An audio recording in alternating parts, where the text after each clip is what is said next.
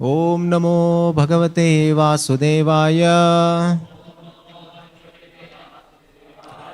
Reading from Srimad Bhagavatam, 5th canto, 1st chapter, text number 41.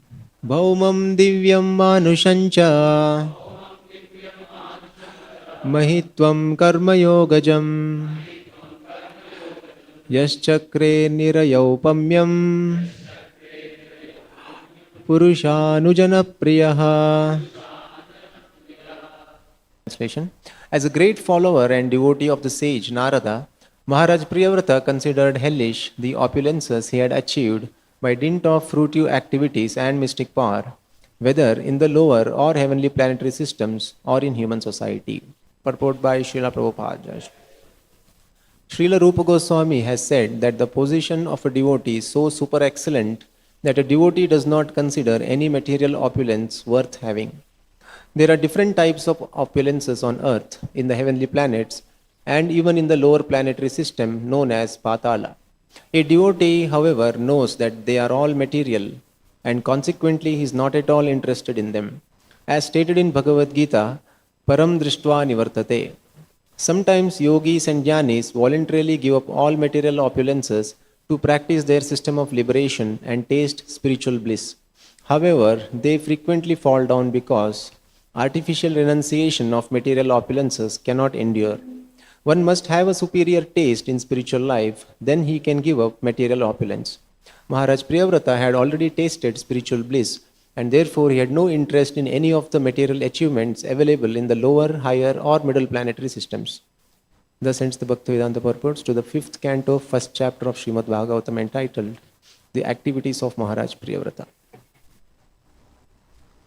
So this is the concluding verse of this chapter, describing the activities of Maharaj Priyavrata. And Shukadev Goswami concludes in today's verse by saying how Maharaj Priyavrata regarded all of the achievements he had achieved and what was the cause of such a disposition of his towards the great opulences he had achieved.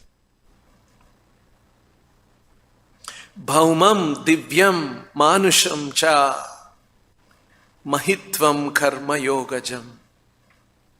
Mahitvam means opulences, greatness that he had achieved. And he had achieved this mahitvam where? Bhaumam, on earth, divyam, in the heavenly planets, manusham, in the human society, and bhaumam, lower planets, divyam, manusham, mahitvam. So he had achieved greatness and opulences, not only on humans, in the human society on earth, but bhaumam, divyam, manusham cha. And how did he achieve all of this? By karma yogajam.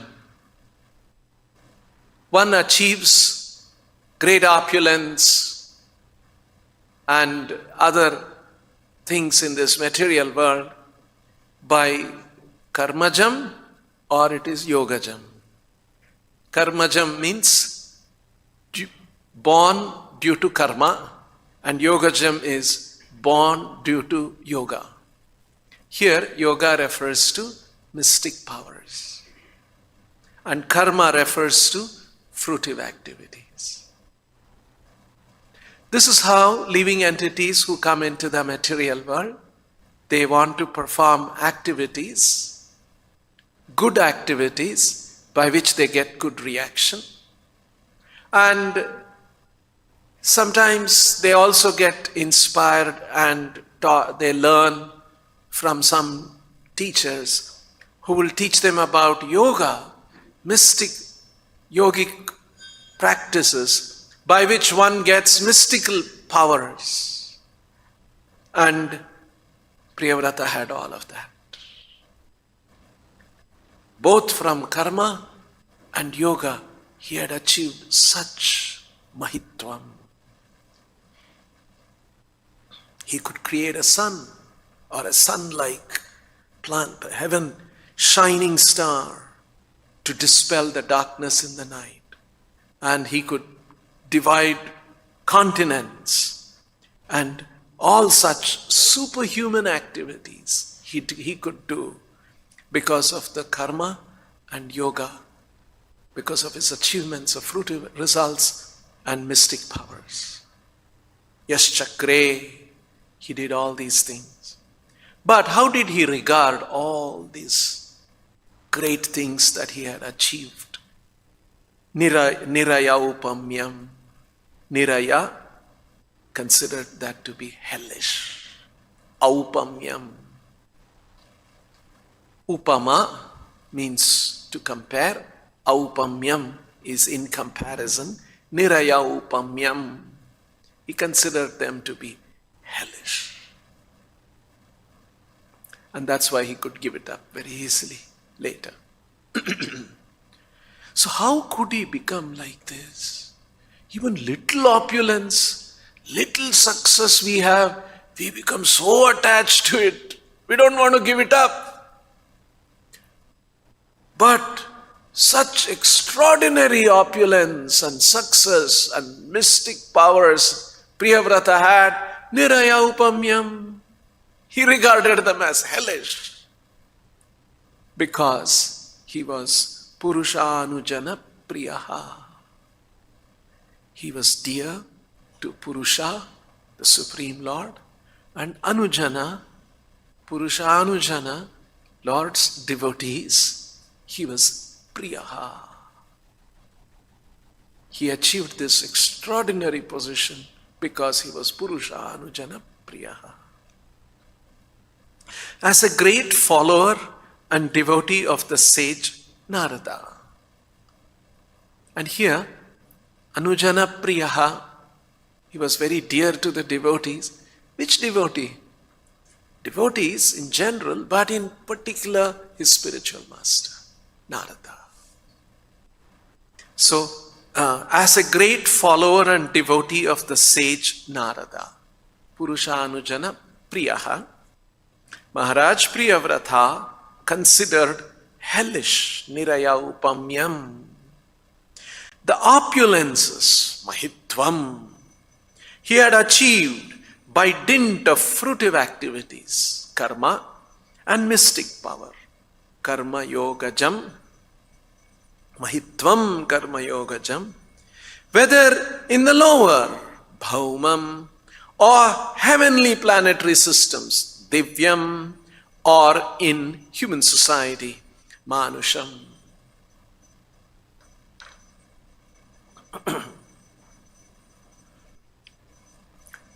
A very beautiful tribute, the last 3 verses. Shukadev Goswami says there are great verses in different parts of the world, famous, describing the wonderful activities of Priyavrata, and he has gathered 3 of them. And in today's verse, he concludes this chapter by saying, what was Priyavrata's greatness? And Prabhupada has commented by citing Rupa Goswami that this is the super excellent position of a devotee. Rupa Goswami has said that the position of a devotee is so super excellent. What is that super excellent position? Because he was mahitvam. He had accomplished so many things. Greatness and opulences he had achieved. No. That so many devatas achieve. So many great kings also achieve, and they become attached to it and they try to enjoy. That's not considered to be greatness, the super excellent position. The super excellent aspect of Maharaj Priyavrata was that although he had all this, a devotee does not consider any material opulence worth having. He did not consider that to be a great thing. So this attitude towards opulence, this attitude towards enjoyment in this world, material enjoyment in this world, is a necessary prerequisite for a devotee to come in touch with the lotus feet of Krishna or come to the association of Krishna. That's our intent. That is our goal. That is our aspiration, that we will come in the presence of the Supreme Lord, come in His association and be able to serve Him. So, these are all some of the very exalted aspects of Bhagavatam philosophy. All these cantos of the Bhagavatam, up to 9th canto, they are describing the process of devotional service, and they are describing the devotees and their qualities. Maharaj Priyavrata is one such, all celebrated devotees. And what they did, how they achieved that position, and what was their consciousness, so that it's a preparation to be able to understand Krishna and his associates and his activities, which will be described in the 10th chapter, 10th canto of the Bhagavatam. So, karma yogajam mahitvam. People aspire in this world that I should become rich, I should become powerful, famous, and so on, so that they can enjoy all of that. But a devotee considers niraya upamyam, he considers worth nothing. Why does he consider it is worth nothing? Because a devotee understands and adopts the view of Krishna about this material world. A devotee aligns himself with in the way the Lord looks at the material world. How does the Lord look at the material world? There are many places in the scriptures which it is described how the Lord looks at the material world. The Lord looks at them, for instance, in the Bhagavad Gita, Krishna explains that Janma Mrityu Jara. What is that? Dukkha dosha anudarshanam. Right? Janma mrityu jara vyadhi dukkha dosha anudarshanam. Anudarshanam. One who sees this way, that there is a dukkha and there is a dosha. This material world is not perfect. It is ridden with faults. What is that fault? That fault is that it is janma mrityu jara vyadi dukkha dosha anudarshanam. Every living entity has to encounter these things. This is the defect. Recently I was describing to one person about this verse, Janma Mrityu Jara Vyadhi Dukkha Dosha Anudarshanam. A very intelligent man he was, very successful, very rich, well situated in the world. And so when I described them for a few minutes, then he said, I described each one, Janma, Mrityu, Jara, Vyadhi, and how finally Mrityu happens, and like we generally read in Srila Prabhupada's teachings. After hearing that, he said, I have a question. You said that this is miserable and this, all these four kinds of miseries are there. But then overall, if you look at the life of a person, about 60-70% is good, isn't it? And of course, then immediately he said, of course, in the end, everything gets finished. So I explained to him that first, of course, as you rightly pointed out, it may be very good, but everything ends. And secondly, you can't be sure 60-70% is good. Maybe in his life, everything has turned out very well. Good karma is good education, good life, good position and all that. But what if somebody is born in Afghanistan? Or somebody is born in Congo Basin in Africa, where 80-90% is quite bad, and only a very small percent is good. And we have no control over any of these things. And an intelligent person should perceive that even if those good, great things are there, everything is going to be finished one day. I become attached to all these comforts and the enjoyment and the pleasures, and one day it's taken away. And when it's taken away, it's going to be such a heartbreaking experience. So, and another aspect is, after this life, where we will go, where we will be born, we have no control on these things. Karmana daiva netrena. Based on the accumulated karmas that we have, the Lord determines where we should go. So, even if everything is wonderful, appears to be wonderful in this world, finally it ends in misery. This we must see. Suppose somebody says that, I'll give you a good place, this is our hotel, everything is so nice, pleasure, but in the end, finally, when you are just checking out, we will kill you. I say, what is this? What kind of a good hotel is it? Or something like that. So we don't, everything is nice, but finally it's pulled under our feet. So what happens?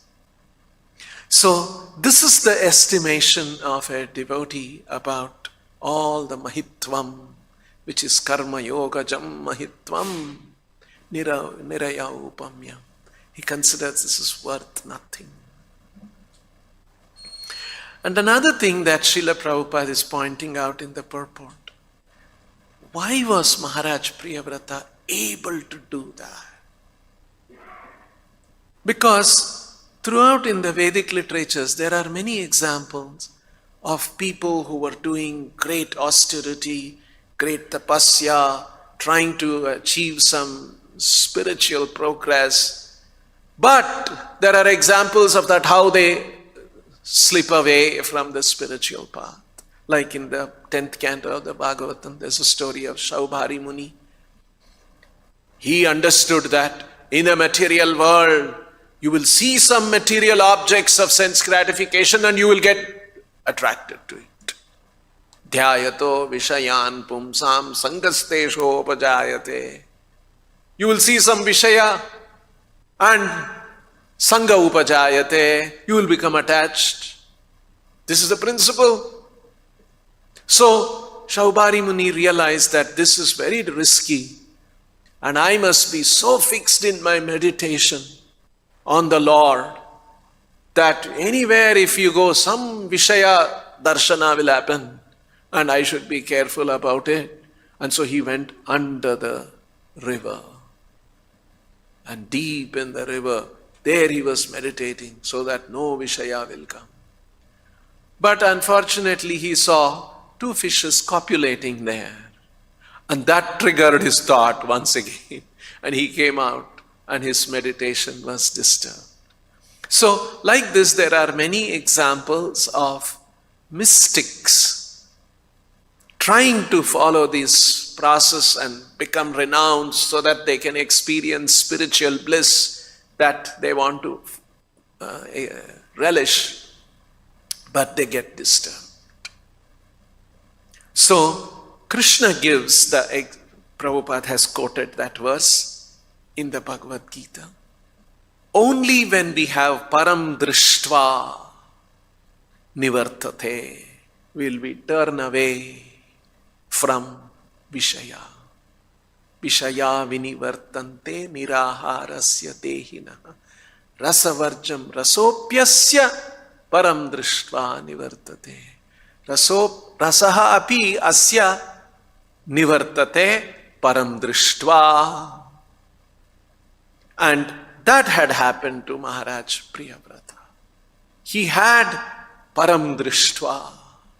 He was in touch with the Lord. He had seen the absolute truth. He was so dedicated. We saw those earlier verses describing how his bhakti for Bhagavat Bhakti had developed.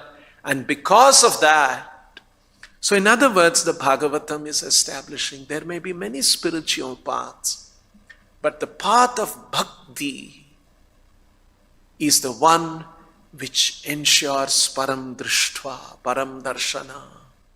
And that param darshana that the Bhagavat method ensures is so perfect and complete.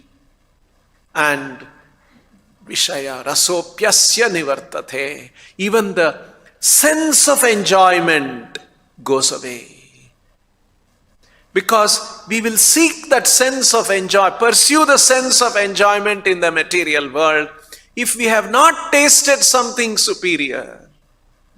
Just like a small child has not tasted anything superior, so the child is very attached to the toys. We were all attached to the toys when we were small children, isn't it?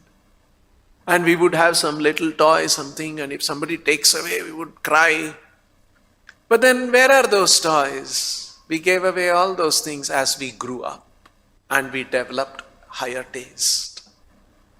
So that higher taste is developed with param drishtva. And param drishtva, param darshana.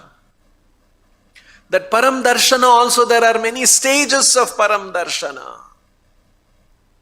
And the final stage of param darshana is understanding Bhagavan, understanding Krishna. Because even Brahman realization is a param darshana. Paramatma realization is also param darshana. But Bhagavat darshana, Bhagavan realization is the ultimate of param darshana. Like we sing, Nikunja yuno rathikeli siddhai. Rathikeli means that sweet, attractive pastimes of the Lord. This rathikeli, these are very, very advanced stages of realization of param. This param darshana that the Bhagavatam teaches is very, very exalted. And Priyavrata had achieved that. And Bhagavatam again and again points out, what is the way to achieve this? And that is Purushanujana Priyaha.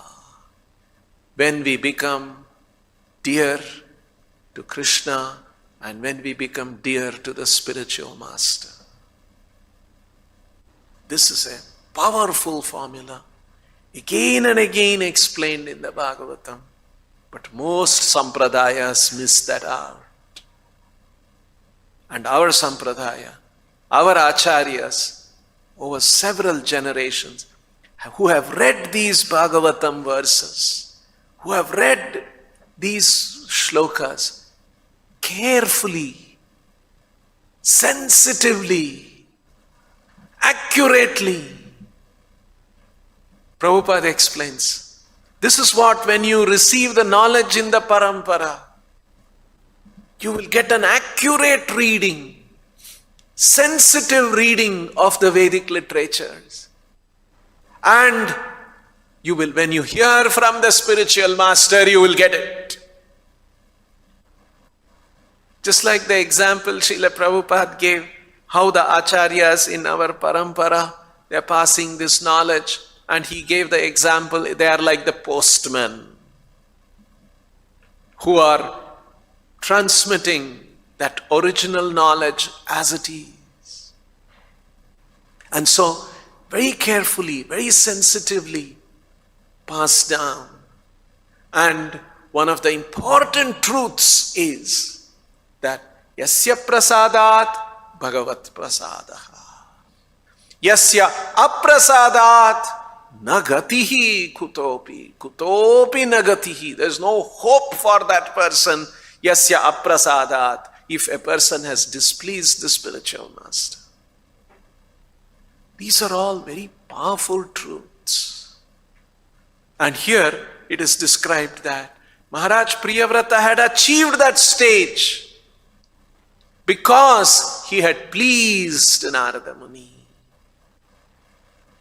In his early life, he had pleased Narada Muni.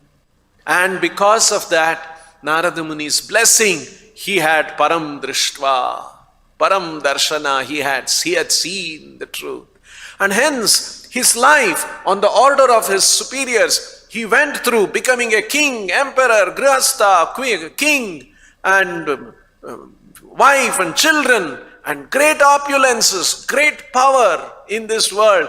While he went through all that, niraya upamyam, he remained unattached. He considered that to be worthless.